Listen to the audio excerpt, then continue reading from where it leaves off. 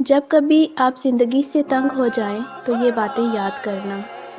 جب کبھی خون کے رشتے دل دکھائیں تو حضرت یوسف علیہ السلام کو یاد کر لینا، جن کے بھائیوں نے انہیں کنویں میں پھینک دیا تھا۔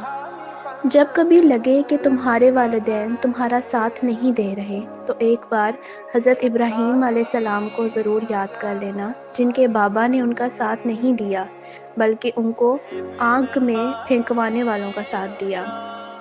جب کبھی لگے کہ تمہارا جسم بیماری کی وجہ سے درد میں مبتلا ہے تو ہائے کرنے سے پہلے صرف ایک بار حضرت ایوب علیہ السلام کو یاد کرنا، جو تم سے زیادہ بیمار تھے۔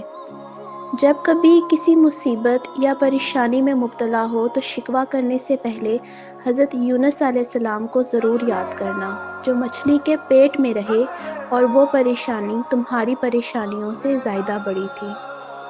اگر کبھی جھوٹا الزام لگ جائے یا بہتان لگ جائے نا، تو ایک بار اماں عائشہ رضی اللہ تعالیٰ عنہا کو ضرور یاد کرنا۔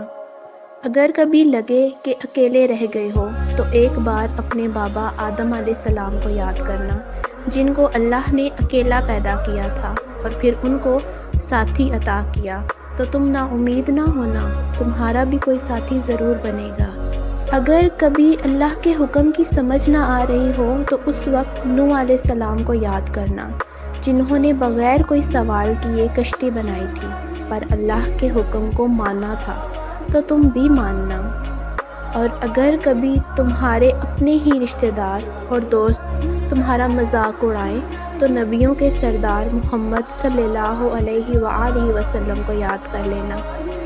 تمام نبیوں کو اللہ نے آزمائش میں ڈالا کہ ہم ان کی زندگی سے صبر و استقامت، ہمت و تقوی اور ڈٹے رہنے کا سبق حاصل کریں۔